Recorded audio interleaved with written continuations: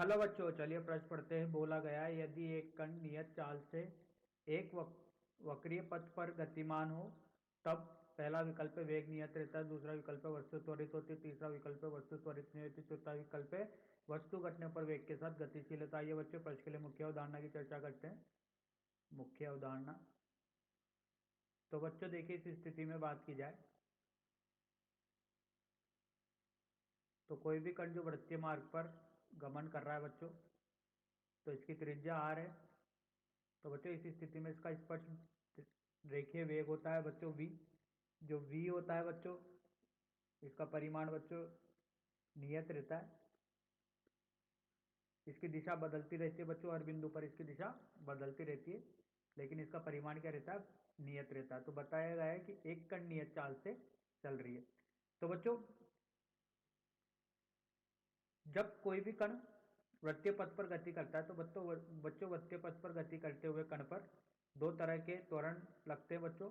एक तो लगता है स्पर्श रेखा के अनुदिश, जिसे बोलते हैं स्पर्श रेखीय त्वरण, और एक त्वरण लगता है बच्चों केंद्र के अनुदिश, जिसे बोलते हैं अभिकेंद्रीय त्वरण। अभिकेंद्रीय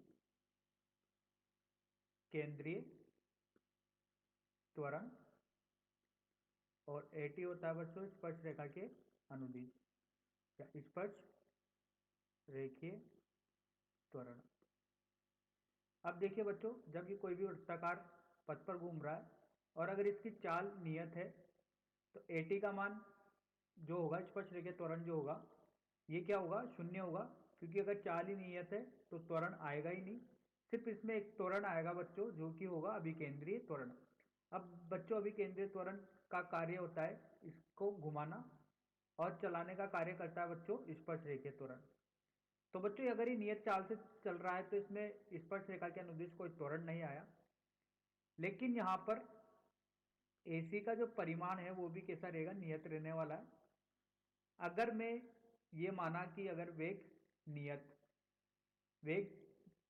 का परिमाण तो नियत नहीं रह सकता बच्चों, लेकिन चाल नियत है, तो यहां पर अभिकेंद्रीय त्वरण नियत, इसका परिमाण नियत है, लेकिन ये अभिकेंद्रीय त्वरण क्या कर रहा है, इसकी दिशा बदल रहा है। तो इसके साथ साथ क्या हो गया बच्चों, ये जो अभिकेंद्रीय त्वरण होता है ये भी कैसा रहता है, परिवर्तित रहता है।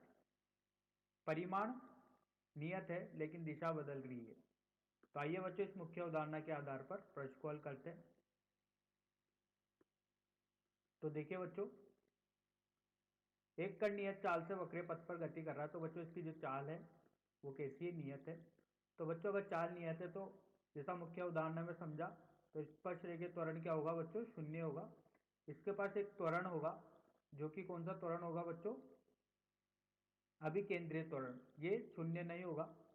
अब देखिए बच्चों, ये शून्य इसलिए नहीं होगा क्योंकि ये घुमाने का कार्य करता है बच्चों, और ये वृत्तीय पथ पर घूम रहा है, तो मतलब ये अभिकेंद्रीय त्वरण परिवर्तित हो रहा है। इसका परिमाण नियत हो सकता है बच्चों, यहाँ पर अपन ने लगाया है मुख्य उदाहरण में, मापांक नियत हो सकता है, लेकिन इसकी दिशा परिवर्तित हो रही है, तो ये कैसा होता है बच्चों, परिवर्तित त्वरण होता है। अब देखिए बच्चों, सही विकल्प का चयन करते हैं, वेग नियत रहता है। तो बच्चों ये गलत है। देखिए अगर दिशा बदल रही है तो वेग, क्योंकि वेग के साथ देखिए बच्चों दो चीजें रहती है, एक तो दिशा होता है और एक परिमाण होता है। तो बच्चों देखिए, अगर परिमाण बदल रहा है तो वेग बदलेगा, दिशा बदल रही है तो वेग बदलेगा, और अगर दोनों बदल रहा है तो वेग बदलेगा। तो बच्चों वृत्तीय गति में दिशा बदल रही है तो वेग नियत रह ही नहीं सकता। वस्तु त्वरित होगी तो यस बच्चों, वस्तु त्वरित होगी क्योंकि वस्तु के पास एक अभिकेंद्रीय त्वरण है, अभिकेंद्रीय त्वरण है वस्तु के पास। हालांकि त्वरण दो होते हैं बच्चों, एक तो स्पर्श रेखीय त्वरण भी होता है, लेकिन वेग नियत होने की, सॉरी, चाल नियत होने की वजह से ये त्वरण का मान क्या है, इस स्थिति में शून्य है। लेकिन दरअसल अभिकेंद्रीय त्वरण उपस्थित होने की वजह से ये त्वरित होगी। तो विकल्प दो सही है बच्चों। वस्तु त्वरित नहीं होगी ये भी गलत है। वस्तु घटते हुए वेग के साथ गतिशील है तो ये भी गलत है। आशा करता हूं बच्चों आपको यह समझ में आया होगा। धन्यवाद।